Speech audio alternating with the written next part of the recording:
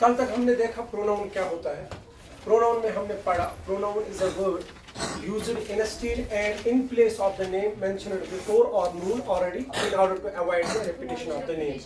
यानी प्रोनाउन वो लफ्ज होता है जो उस नाम के बदले और उस नाम की जगह इस्तेमाल होता है जो नाम हमने पहले ही लिया हो या जिस नाम के बारे में हम पहले से ही जानते हैं, ताकि उस नाम का बार बार आना खत्म हो जाए। ठीक है, तो आज हमें प्रोनाउन का एक किस्म पढ़ना है, that is personal pronoun. Personal pronoun, तो पर्सनल प्रोनाउन जो है, पर्सनल प्रोनाउन को पहले देखते हैं। जो प्रोनाउन लफ्ज है ये ग्रामेटिकली नाउन है, क्या है? नाउन। और पर्सनल जो लफ्ज है ये ग्रामेटिकली एडजेक्टिव है, क्या है? एडजेक्टिव। चलिए, प्रोनाउन हमने पढ़ा है तो पहले हम पर्सनल देखते हैं। पर्सनल क्या होता है? Personal it is derived from the word person and person is originated from the Latin word persona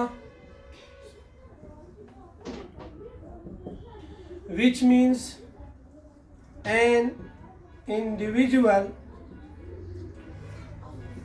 human being, एक अलग इंसान, चाहे मेल हो या फीमेल। इसको हम इंग्लिश में क्या कहते हैं? The entity which has the human being features, human being properties, that is literally called as person। Human beings, ये means human beings properties आसन, features आसन, उसको हम लिटरली क्या कहते हैं? पर्सन। चाहे वो फिर मेल हो या फीमेल, ये लफ्जी माना है पर्सन का। ग्रामेटिकली हमें अभी पढ़ना है इसी पर्सनल प्रोनाउन में ये पर्सन क्या होता है। अभी हमने सिर्फ इसका मीनिंग देखा, लिटरल मीनिंग, लफ्जी माना, लुगवी माना, डिक्शनरी मीनिंग। तो डिक्शनरी मीनिंग जो पर्सन का है वो है एन इंडिविजुअल ह्यूमन बीइंग, एक इंसान, एक इंसान, चाहे वो मेल हो या फीमेल। चलिए, अब पर्सनल प्रोनाउन को डिफाइन करते हैं। पर्सनल प्रोनाउन जो है, it is a pronoun denoting number, person, gender and case of the name, of the name,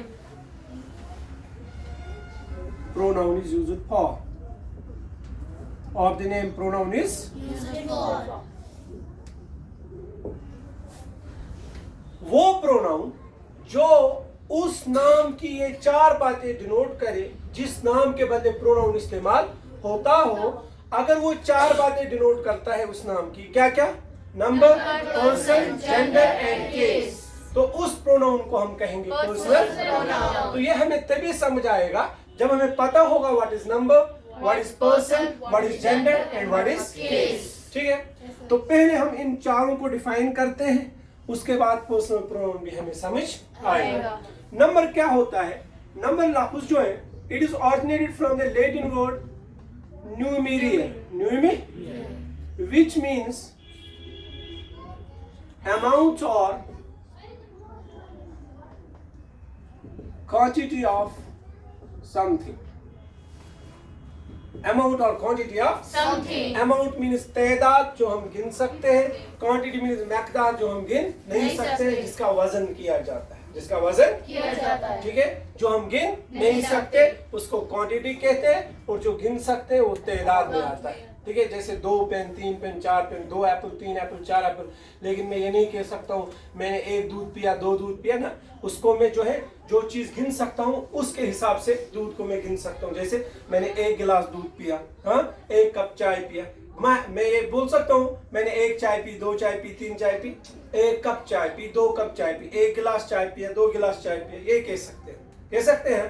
तो ये जो दूध है, पानी है, या चीनी है, राइस है, चावल, ये सब जो है गिन नहीं सकते, इनको हम क्वांटिटी में लाते हैं, और जो गिन सकते हैं वो अमाउंट में आते हैं। जो काउंटेबल और अनकाउंटेबल आप बोलते हो ना, काउंटेबल मीन्स जो गिन सकते हैं, अनकाउंटेबल मीन्स जो गिन सकते। तो जो काउंटेबल है वो किस में आएंगे? अमाउंट में। और जो अनकाउंटेबल किस में आएंगे? क्वांटिटी में। अनकाउंटेबल की क्वांटिटी हम डिनोट करते हैं, और जो काउंटेबल है उनका अमाउंट हम बताते हैं कितने।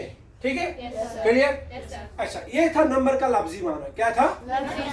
लेकिन हमें नंबर को अकॉर्डिंग टू ग्रामर देखना है।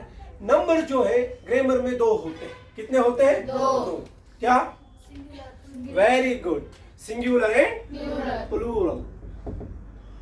Singular and plural. Singular means जो एक को डिनोट करे.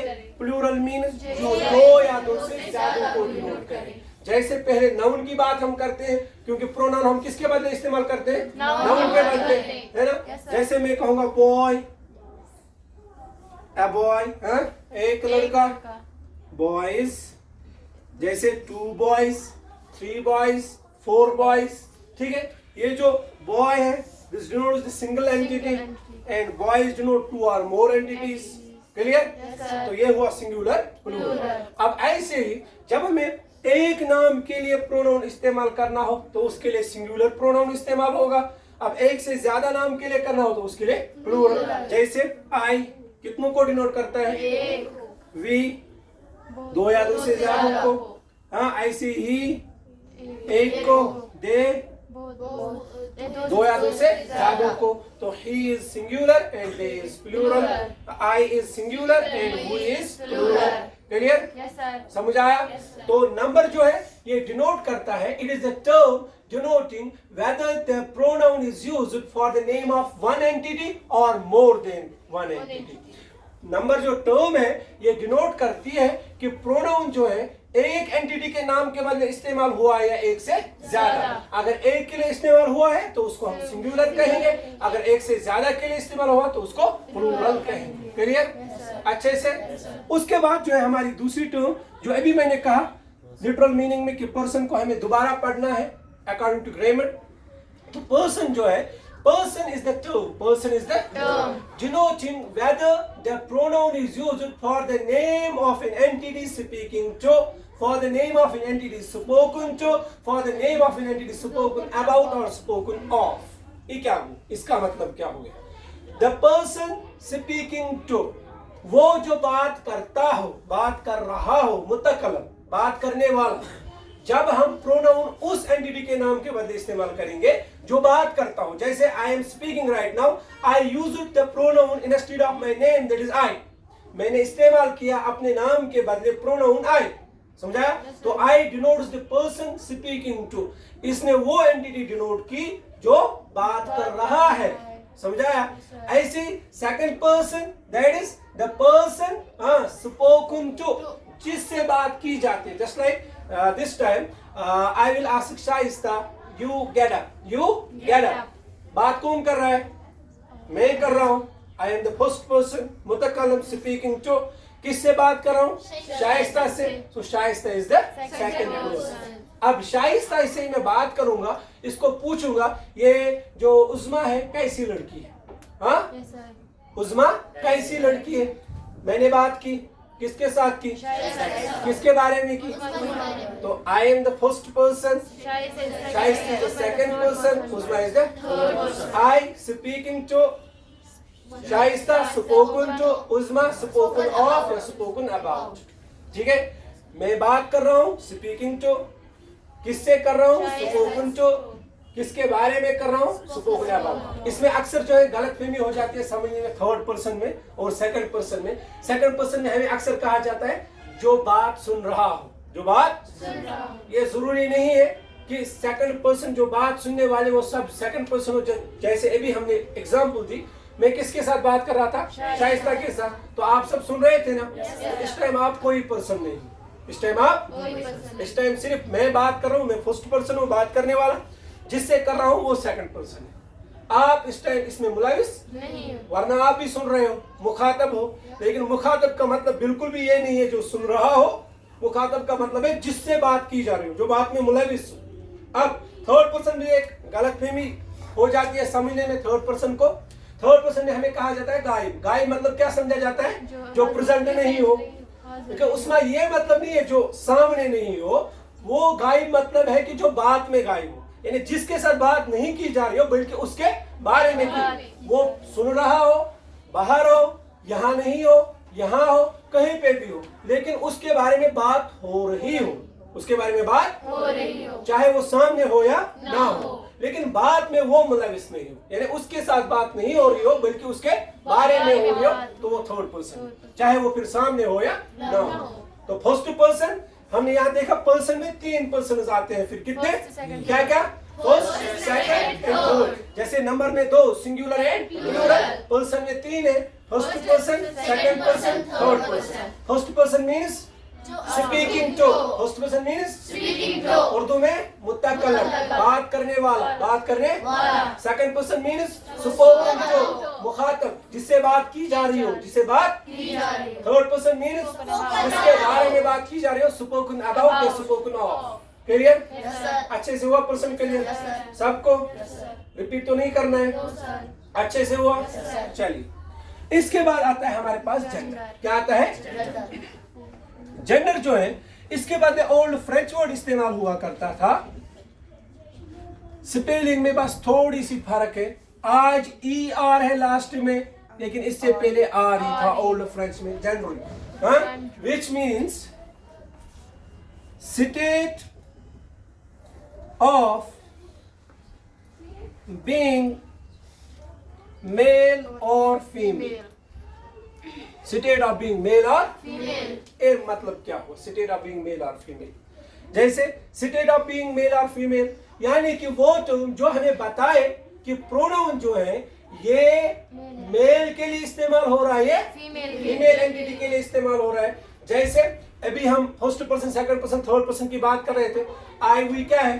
फर्स्ट पर्सन, जो बात करने वाले को डिनोट करते हैं। You you you you you your yours yourself, ये क्या है? सेकंड पर्सन, जो उस एंटिटी को डिनोट करते हैं जिसके साथ बात की जा रही हो। ही शी इट दे, फिर ही का पूरा क्लास, ही हिम हिज हिमसेल्फ, फिर शी हर सेल्फ, फिर इट इटसेल्फ, फिर दे देम देयर देमसेल्व्स। ये वो सब प्रोनाउंस है जो उनको डिनोट करते हैं जिनके बारे में बात की जाती है। समझाया? तो ये होगा first person, second person, third person. अब हम जेंडर की बात करते हैं। ये डिनोट करते हैं कि ये जो पर्सन हम अभी बता रहे थे ये मेल एंटिटीज है कि फीमेल एंटिटीज है। जैसे अगर आई की मैं बात करूंगा, इसमें मेल फीमेल होता है लेकिन डिनोट नहीं होता। जैसे आई, अगर प्रोनाउन में आई से जो है डायरेक्टली पता चलेगा जब एक मेल इस्तेमाल करेगा। आई तो सामने है लेकिन मैं यू की बात करता हूँ। हाँ, कहीं पे लिखा हुआ है यू, जैसे आप कोई टेक्स्ट पढ़ रहे हो तो उसमें एक डायलॉग है, उसमें आई और यू इस्तेमाल हुआ है, तो आपको पता चलेगा ये आई मेल था कि फीमेल था, या यू मेल था कि फीमेल था। तो उसको जो है अभी हम पढ़ेंगे जेंडर में क्या कहते हैं। ठीक है, क्योंकि जेंडर्स 4 है वो हमें समझने हैं, लेकिन अभी जो हमें आसान से समझ में आएगा वो है ही और शी। ही किसके लिए इस्तेमाल होता है? शी किसके लिए इस्तेमाल होता है? जनरली जो है ही और शी फीमेल, ही मेल के लिए और शी फीमेल के लिए, लेकिन ये कभी कभार नॉन लिविंग थिंग्स के लिए भी इस्तेमाल होते हैं। ठीक है, तो वो इंशाल्लाह हम पढ़ेंगे जब हम इसमें ये पढ़ेंगे यूजेस, तो वो हम उसमें पढ़ेंगे। लेकिन अभी हमें जनरल डेफिनेशन समझनी है। मेल फीमेल क्या होता है? मेल जिसमें मेल प्रॉपर्टीज हो, फीमेल जिसमें फीमेल फीचर्स हो। ठीक है, चलिए अब जो है जेंडर क्या होता है? Gender is a term denoting whether the pronoun is used for the name of male entity or female entity. Gender वो टर्म है जो डिनोट करती है कि प्रोनाउन जो इस्तेमाल हो रहा है नाम के बदले, ये मेल नाम के बदले इस्तेमाल हो रहा है या फीमेल नाम के बदले, ये फीमेल एंटिटी के नाम के बदले इस्तेमाल हो रहा है या मेल। तो इस हिसाब से कितने जेंडर होंगे? 4, लेकिन इस हिसाब से 2, लेकिन है 4 जेंडर्स। कितने हैं? 4। क्या क्या? Masculine, feminine, common, neutral. ठीक है, मैस्कुलाइन, फेमिनाइन, कॉमन, न्यूट्रल, ये 4 जेंडर्स है, तो इनको हम अलग अलग समझते हैं। कैन आई आप जो बोल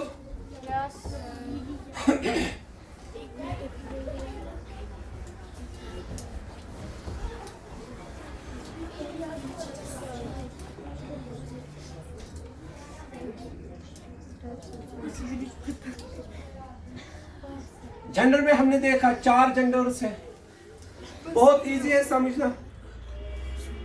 मैस्कुलाइन, फेमिनाइन, कॉमन,